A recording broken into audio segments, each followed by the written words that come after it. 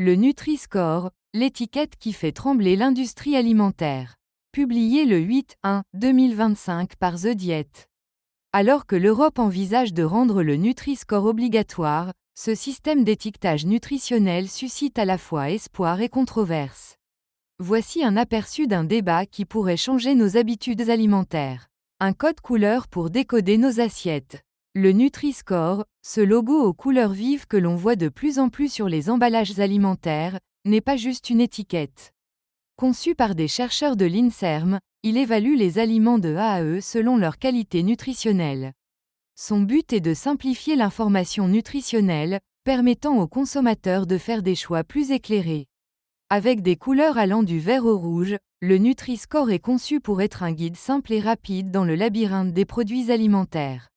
Il est déjà adopté par 7 pays européens, dont la France, l'Allemagne et l'Espagne, et attire de plus en plus l'attention des autorités européennes. Les atouts d'un système transparent.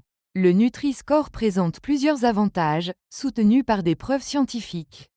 Des études menées dans 20 pays montrent qu'il aide à orienter les consommateurs vers des aliments de meilleure qualité nutritionnelle. Un test dans 60 supermarchés a montré une amélioration de 4% de la qualité nutritionnelle des achats, avec une augmentation à 5% pour les consommateurs à faible revenu. En plus d'être un outil d'information, le Nutri-Score est un catalyseur pour la santé publique, associé à une baisse des risques de maladies cardiovasculaires, de cancer et de diabète de type 2 pour ceux qui choisissent des aliments mieux notés. Les limites d'une simplification. Toutefois, le Nutri-Score n'est pas sans critique. Sa méthode simplificatrice peut parfois manquer de nuances, réduisant la qualité nutritionnelle à une seule note et négligeant ainsi la complexité de la nutrition. Certains aliments riches en nutriments essentiels peuvent se voir attribuer une note défavorable à cause de leur teneur en graisse ou en sucre. De plus, il ne tient pas compte de la taille des portions, ce qui peut biaiser la perception réelle de la qualité nutritionnelle d'un produit, ni des besoins nutritionnels individuels qui varient selon l'âge, le sexe ou l'activité physique. Un impact sur l'industrie et les traditions culinaires. L'arrivée du Nutri-Score affecte l'industrie alimentaire de manière significative. Elle pousse les fabricants à reformuler leurs produits pour améliorer leur notation. L'UFC Que Choisir a noté une amélioration tangible de la qualité nutritionnelle dans certaines catégories depuis l'adoption du Nutri-Score.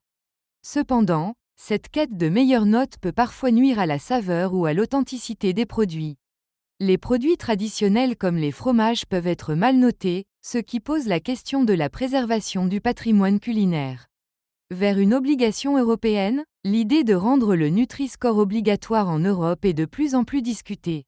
Un groupe de 316 scientifiques et professionnels de santé soutient cette initiative, voyant en elle un outil clé pour la santé publique. Une obligation généraliserait l'affichage, y compris pour les produits moins bien notés qui l'évitent souvent. Cela encouragerait aussi l'industrie à améliorer la qualité nutritionnelle de ses offres.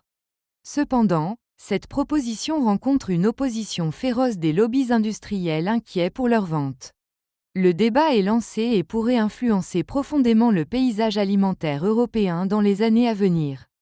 Le Nutri-Score est un outil imparfait mais prometteur pour améliorer la santé publique via l'alimentation. Une adoption obligatoire à l'échelle européenne pourrait marquer un tournant dans notre relation à la nutrition. La question reste de savoir si la Commission européenne réussira à résister aux pressions économiques pour privilégier la santé publique. L'avenir de notre alimentation est en jeu.